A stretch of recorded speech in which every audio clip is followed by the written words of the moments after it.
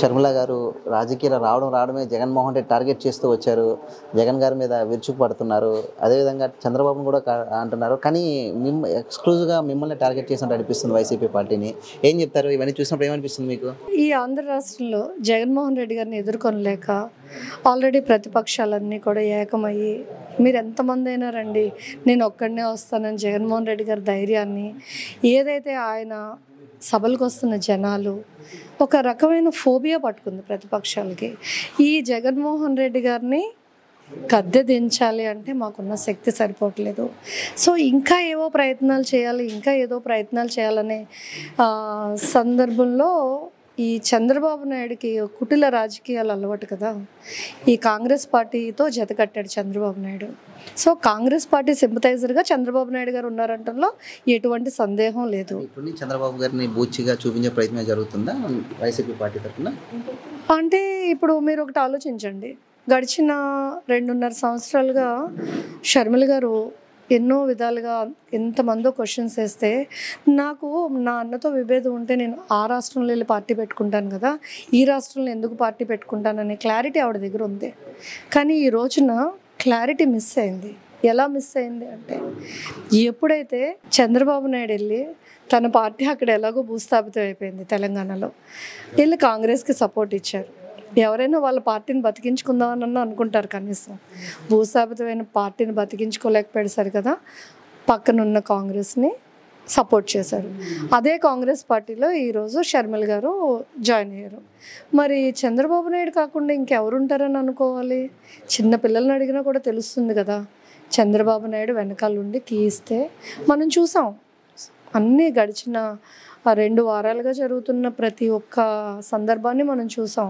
చంద్రబాబు నాయుడు ఆమెను పావులా వాడుకోవాలని ఈ ప్రయత్నం చేశారు. జగన్మోహన్ రెడ్డి గారిని టార్గెట్గా కొంచెం క్రైస్తవులకు సంబంధించి కొన్ని వ్యాఖ్యలు చేయడం కానివ్వండి, లేకపోతే అభివృద్ధికి సంబంధించి కొన్ని కామెంట్స్ చేయడం, ఇవన్నిటికీ దేని సంకేతంగా చూస్తున్నారంటే ఏం చెప్తారు? అంటే ఇప్పుడు జగన్మోహన్ రెడ్డి గారు చేస్తున్న అభివృద్ధి గురించి ఎవరు మాట్లాడలేరు, మనసు రాదు. ఎందుకంటే నా భూతో నా భవిష్యత్, ఈ ఆంధ్ర రాష్ట్రంలోనే కాదు దేశంలో ఏ నాయకుడు కూడా ఇంత సంక్షేమం చేయలేరు. కరోనా లాంటి విపత్కర పరిస్థితులను ఎదుర్కొంటూ ఇటువంటి సంక్షేమం చేయగలగటం అనేది అది ఒక్క జగన్మోహన్ రెడ్డి గారికి సాధ్యమైంది.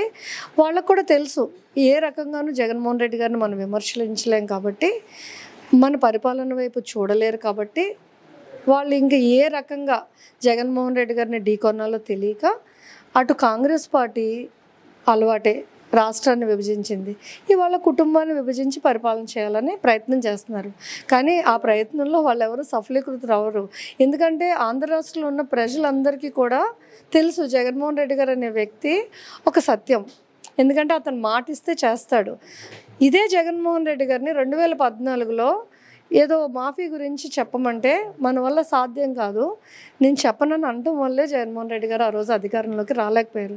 నిజంగా ఆ రోజు అబద్ధపు హామీ ఇచ్చిండుంటే 2014లోనే జగన్మోహన్ రెడ్డి గారు సీఎం అయ్యేవారు. ఏదైతే ఒక విజన్ తోటి జగన్మోహన్ రెడ్డి గారు తన తండ్రి 1 అడుగు వేస్తే 2 అడుగులు వేస్తే నేను 10 అడుగులు వేయాలి, ప్రతి ఒక్క పేదవాడి ఇంట్లో మా నాన్నలాగే నేను ఉండాలని ఆయన స్వప్నించారో, ఆ స్వప్నానికి అనుగుణంగానే ఆయన తన పాలన కొనసాగించారు. అలాగే ఈరోజు జగన్ అన్నని ఏ రకంగానూ ఎదుర్కోలేకే ఇలా పక్కదారులు పట్టి ఒక అంటే ఎలా చూపిస్తారు అంటే, ఆ కుటుంబంలో వ్యక్తితోటే మాట్లాడిస్తే ప్రజలు నమ్ముతారని అనుకుంటున్నారు. ఆంధ్ర రాష్ట్ర ప్రజలు అంత అమాయకులు కాదు. ఎందుకంటే ఈ విభజించిన పరిస్థితిని ఆంధ్ర రాష్ట్ర ప్రజలు జీర్ణించుకోలేకపోయారు. చంద్రబాబు గారు ట్రాప్లో ఉన్నారనుకుంటున్నారు షర్మిల గారు సంబంధించి? డౌటే లేదు, చాలా క్లియర్గా క్రిస్టల్ క్లియర్గా కనిపిస్తుంది. ఎందుకంటే ఆమె అక్కడ చంద్రబాబు నాయుడిని మాట్లాడాల్సిన సందర్భం కాదు, కానీ ఆ వంక అటువైపు రాకుండా ఉండాలనే ఉద్దేశంతో అక్కడ చంద్రబాబు నాయుడు గారిని కూడా ఒక మాట అనేస్తే ఇది నా స్వనిర్ణయం, నా స్వంత ఇది అనే ఉద్దేశం వస్తుందనే ఉద్దేశంతో మాట్లాడినట్టుగానే కనిపిస్తుంది. మీరు కూడా విపరీతంగా ట్రోల్ చేస్తున్నారు షర్మిలని, పాత వీడియోలన్నీ బయటికి తీస్తున్నారు, వైఎస్ఆర్ ఇంటి పేరు మార్చారు, వైసీపీ సోషల్ మీడియా అంతా కూడా టార్గెట్ చేస్తుందంటూ కూడా కొంతమంది షర్మిల ఫాలోవర్స్ అందరూ కూడా కొంచెం సోషల్ మీడియాలో ఒక వారు మీ ఇద్దరి మధ్య నడుస్తూ ఉంది. దాన్ని ఎలా చూస్తారు? ఈ ఇంటి పేరు మార్చడం మార్చడానికి ఏముంది? ఇప్పుడు నేను పెళ్లి చేసుకున్నాను, పెళ్ళికి ముందు నా ఇనిషియల్ బి, ఈ రోజు నా ఇనిషియల్ ఎమ్. నేను మంతెన్ మాధవవర్మగానే కొనసాగుతున్నాను. ఆడపిల్లకి పెళ్ళైన తర్వాత అత్తింటి వారి ఇంటి పేరే ఉంటుంది. జగన్ రెడ్డి అని అన్నప్పుడు లేనప్పుడు ఇంటి పేరుతో పిలిస్తే తప్పే ఉంది? నన్ను అందరూ మంతెన్ మాధవవర్మ గారు అని పిలుస్తారు, తప్పులేదే. ఇంటి పేరుతో పిలిస్తే, మన ఇంటి పేరుతో పిలిస్తే తప్పే ఉంటుంది. అంటే వైఎస్ షర్మిల అనే ఆమెకు ప్రాచుర్యం ఉంది, అది కాకుండా కొత్తగా అనిల్ కుమార్ ఇంటి పేరుతో పిలుస్తున్నారు, మొత్తం టార్గెటెడ్ పాలిటిక్స్ చేస్తున్నారు అంటూ కూడా కాంగ్రెస్ కొంతమంది నాయకులు మీద ఆరోపిస్తున్నారు. ఏదో టార్గెట్ చేస్తే మాకు వచ్చేదేం లేదు, అలా అని చెప్పి చేయకపోతే మాకు పోయేదేం లేదు.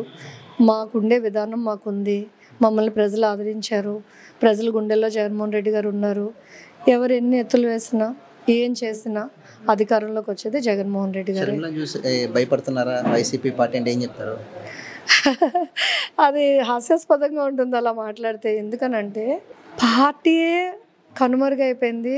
ఏనాడు కూడా మరి ఆ రోజు 2014లో ఎందుకు ఇదే కాంగ్రెస్ అధిష్టానం మరి ఎవరిని చంద్రబాబు నాయుడు మీదకి పంపలేకపోయింది? ఎందుకు 19లో పంపలేకపోయింది? ఎందుకు ఇప్పుడే వాళ్ళ సాహసం చేస్తున్నారు? కాబట్టి అందరికీ క్లారిటీ ఉంది, వాళ్ళకి క్లారిటీ ఉంది వాళ్ళు ఏం చేస్తున్నారు అనే దానికి. దాన్ని ఓవర్కమ్ చేయాలనే ప్రయత్నంలోనే మేము ఏ రకంగానూ జగన్ గారిని ఢీకొనలేం. కాబట్టి ఈ అడ్డదారి ఎంచుకున్నారు తప్పించి అది రహదారి అయితే కాదు. డైరెక్ట్ టార్గెటెడ్ పాలిటిక్స్ ఉండబోతున్నాయా? అన్న చెల్లెల మధ్య ఒక వార్ నడబోతుందా అంటూ అసలు అలా ఉండదండి. జగన్మోహన్ రెడ్డి గారు తన సంక్షేమం ఈరోజు చేయూత, ఓకే, మా పార్టీ విధి విధానాలు, మా కార్యక్రమాలు, మా కార్యకర్తల సమావేశాలతో మేము తలమునకలైపోయి ఉన్నాం. మేము 2-3 నెలల్లో ఎలక్షన్కి వెళ్తున్నాము. మాకు పక్క పార్టీల గురించి ఇది చేసే సమయం కూడా ఉండదు, ఎందుకంటే మేము ఇంకా ఎలక్షన్ మూడ్లోకి వచ్చేస్తాము. మాధవి వర్మ గారు చెప్పిన దాన్ని బట్టి కూడా పూర్తిగా ఇది వైసీపీ పార్టీని విమర్శించిన షర్మిల గారు ఒకసారి ముందు తెలుసుకోవాలి. అదేవిధంగా చంద్రబాబు నాయుడు ట్రాప్లో ఉన్నారు, చంద్రబాబు నాయుడే ఇదంతా చేయిస్తున్నారు అంటూ కూడా మాకు అనుమానాలు ఉన్నాయి. ఏదైతే మీరు జగన్మోహన్ రెడ్డి గారి టార్గెట్గా కాకుండా మీరు వస్తే మా అభివృద్ధి సంక్షేమం మేము చూపిస్తాము అంటూ కూడా ఈరోజు పెద్ద ఎత్తున మేము అందరం ఒక ఫ్యామిలీ మెంబర్స్ అన్న విషయం ఒకసారి గుర్తుపెట్టుకోవాలంటూ కూడా ఈ సందర్భంగా గుర్తు చేస్తున్నాం అంటూ కూడా ఈరోజు మాధవి వర్మ గారు అయితే మనం మరిమిడికి అయితే తెలియజేశారు. వీళ్ళ జర్నలిస్ట్ క్రాంతితో ఉదయ్, మరిమిడి, విశాఖపట్నం పార్టీ ఆఫీస్ నుంచి.